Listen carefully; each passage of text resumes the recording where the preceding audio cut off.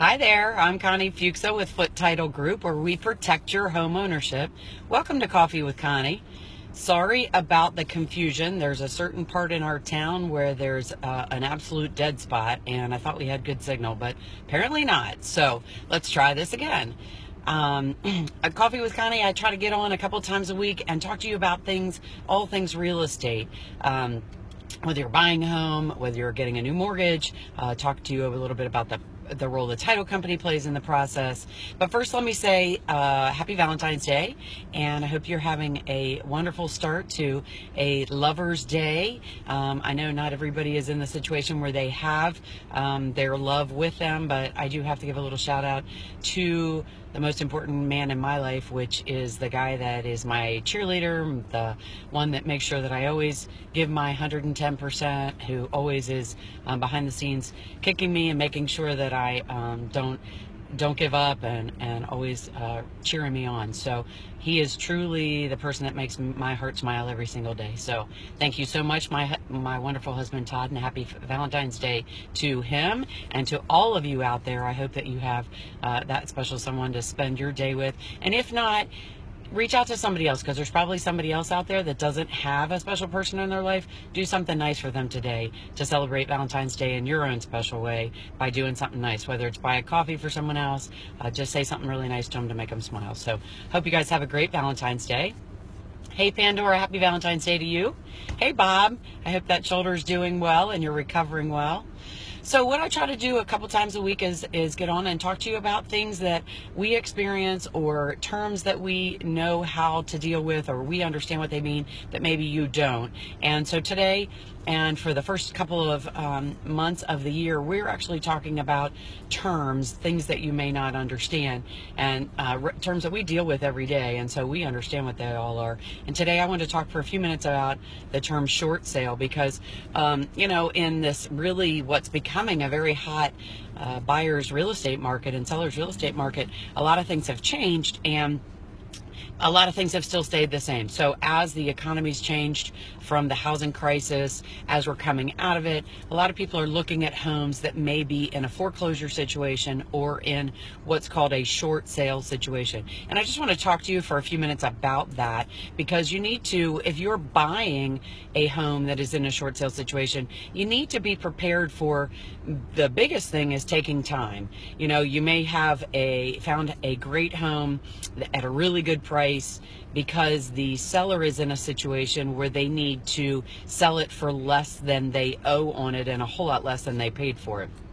So if on the buyer's perspective, if you're looking at a house and you're saying, wow, this is so under market valued, why is that? Why I get this great house for a lot less than traditionally what other houses maybe in the neighborhood are selling for, and maybe what it was built for originally, it's a whole lot less than that. And so the reason for that is because the seller may have purchased that home when the real estate market was really active and the housing prices were really high, and now they're trying to sell that home and they owe a whole lot more than it's worth and more than they actually paid for it. And so you as the buyer may be getting a really good deal, but there's some things that you need to consider when you're doing this. First of all, the short sale process takes a long time. It can take a month, it can take 3 months, it can take 6 months, it can take up to a year to get from when you do contract to when it can actually close. And the reason for that is because the mortgage company on the seller side has to approve all of the process, and they may require certain things from you and definitely from the seller in order to approve taking a whole lot less money than they are owed for that property.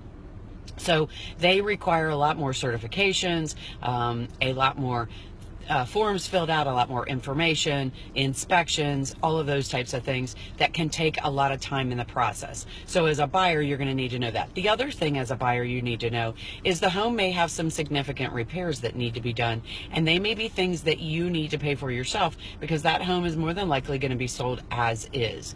The lender who is controlling the bus moving forward is going to be the one that says, yeah, we're going to pay for this. No, we're not going to pay for this. And so if you walk through that house and you say, oh gosh, well, it has some plumbing repairs or some electrical repairs that need to be done, you may be paying for those yourself. So you need to go in making that offer on that home, knowing that those are things that you may be responsible for. Also, if it has some cosmetic work that needs to be done, typically you're going to see that house is probably in some type of a distressful situation, and you're going to need to take care of those things yourself too. In the meantime, don't take your eye off the market, because there may be something else that comes up that may interest you, that may be a better purchase for your dollars. Sometimes a short sale may have a lot of pieces with it that you need to be aware of and make sure that you are getting exactly what you're paying for. On a seller side of a short sale, unfortunately, this is a really tough situation. And as the buyer, you also need to be aware that the seller's in a really tough situation, and it could be somewhat of an emotional problem to deal with as going forward when you're actually doing some of those negotiations. So be aware of that and be mindful and conscious and courteous of the seller and the situation that they may be in.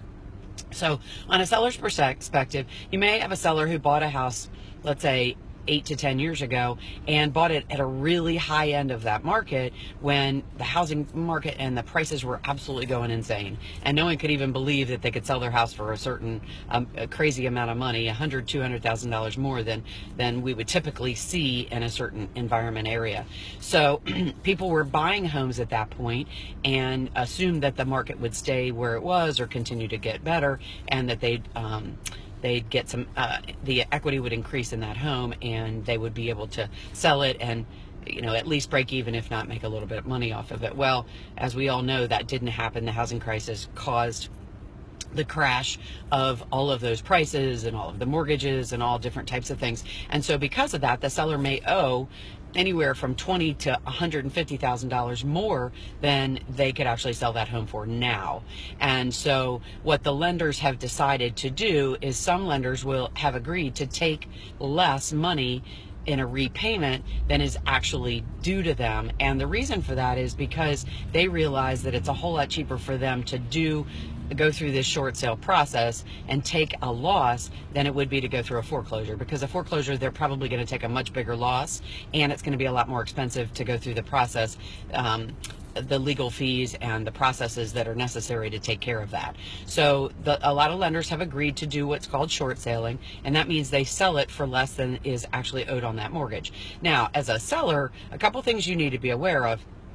First of all, again, the lender is in control. They're the one driving the bus. They're the ones who's going to make all the decisions. They're going to make all of the rules when they agree to do this, number one. Number two, there's going to be a lot of paperwork you have to supply them in the beginning so that they can get a comfort level to make sure that they're making the right decision for the mortgage that needs to be paid off. So not always will lenders agree to do this. And then the other thing is, not all lenders agree to forgive the balance of what was owed. So let's say that you have a $400,000 mortgage, but you could only sell your house for $300,000 today, and the lender agrees to short sale it. So there's $100,000 that they are not going to receive, that some lenders will require you sign a note as the seller saying you'll still agree to pay that back and over some period of time. Now, not all lenders are doing it. Actually, a lot less are doing it now than we're doing it.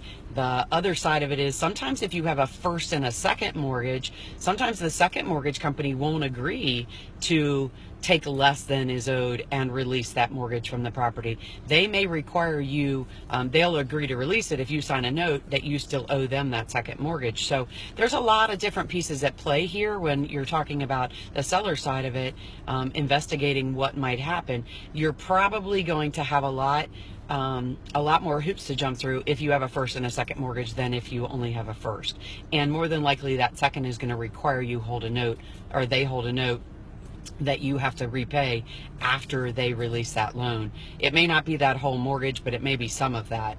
The first mortgage may not do that, and more oftentimes than not, it doesn't seem that they are requiring that they have the ability to hold a note for the balance that's owed them. But on second mortgages, more often than not, we are seeing a whole lot more that they're doing it. And also making the process a little bit more time consuming and a little bit more difficult, because they want more paperwork, because basically they're really taking a big hit as well. In a lot of cases, the second mortgage isn't getting any money or just a very little bit of money, and so depending on how much you owe, that's really going to drive a lot of the bus as well.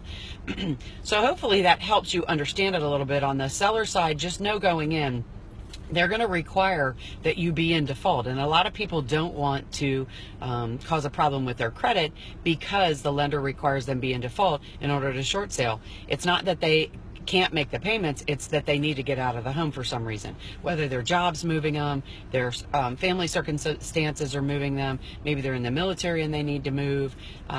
So there's a lot of different things that may be at play that may not have anything to do with not being able to make those payments, but unfortunately a lot of lenders won't allow you to short sale unless you have a financial hardship.